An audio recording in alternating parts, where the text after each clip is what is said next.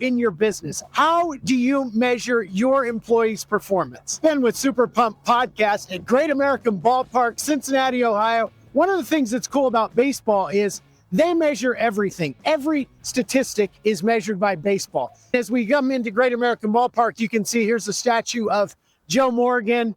And then up here you have one of the hit king, Mr. Pete Rose, who just passed away last year. Charlie Hustle was with the Reds 1963 to 1978 and 1984 to 1986. Any idiot can see that Joe Morgan or Pete Rose or Johnny Bench down here, these kind of players are excellent players. You don't need an advanced degree in analytics to figure that out. But the question becomes, how do you measure players that aren't coming off the top? This is Tony Perez right here. One of the things baseball does, and it's a really cool statistic, it's called WAR. And it doesn't mean conflict between nations. It's called wins above replacement. One of our listeners, Michael, he said, hey, think about WAR in terms of your business, in terms of ranking your employees. I thought, that is a fantastic idea, Michael. How do you think about whether your employee, or whatever position they are, how do they perform against others? There are really three ways to look at this as we come on into the stadium here. The first way, if you're evaluating your employees and their performance, is just your gut or observation. And these Hall of Famers, anybody can see they are excellent. They are high performing. You've got batters. You've got Frank Robinson here. You've got all these people. WAR allows you to measure in baseball how you would do against the average replacement for you. Recently, Kyle Schwarber, who's a local kid, played for the Cincinnati Flames, negotiated a really big deal because his wins above replacement was so high. They knew he had tremendous value to his team. But in just normal businesses, a lot of us aren't measuring that. We're just going by gut feel. Those days are over. This idea of just gut or observation isn't a good way to measure your employees. So the second is internal ranking. But the reality is, okay, if all you're doing is measuring your people against themselves, like with the Reds, you would know, okay, is Johnny Bench the best catcher? Wouldn't take long to figure out Johnny Bench is the better player or P. Rose. But you don't get an accurate assessment of how good that second person is. They might be less good than Johnny Bench, but still an excellent player.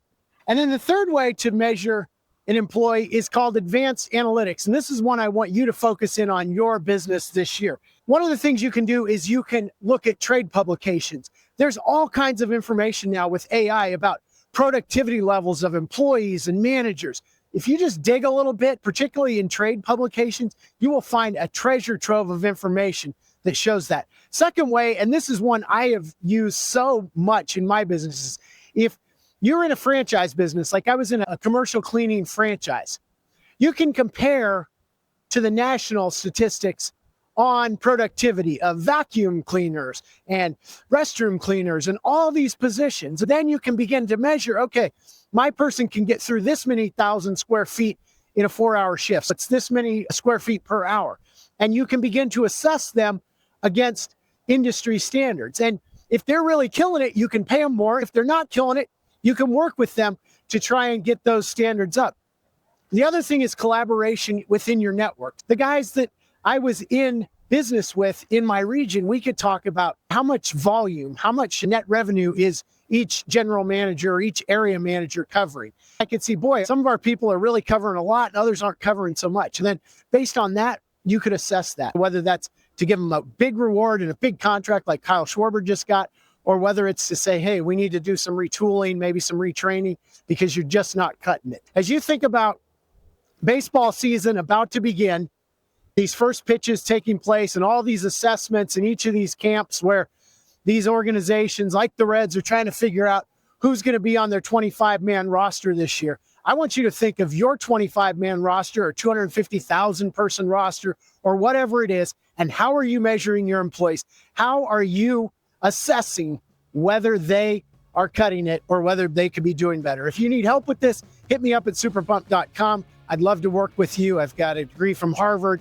I know about these things, and I've done it in the field. So it's not just all head knowledge. It's actually hard-fought knowledge. Woohoo, baseball season is upon us, and I'm going to go try to see if I can get in the gates here. Thanks for joining me.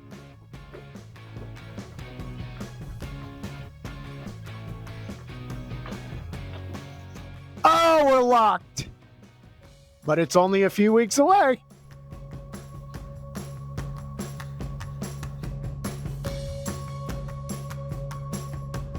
What if you could step away from every responsibility for 40 days? No emails, work calls, or guilt, and rediscover what truly makes your heart sing. Imagine this. A grant not only covers your duties while you're gone, but also gives you $25,000 to explore anywhere in the world. It covers airfare, ground transportation, lodging, meals, experiences, all of that. And the only rule? Disconnect completely and immerse yourself in things that make your heart sing.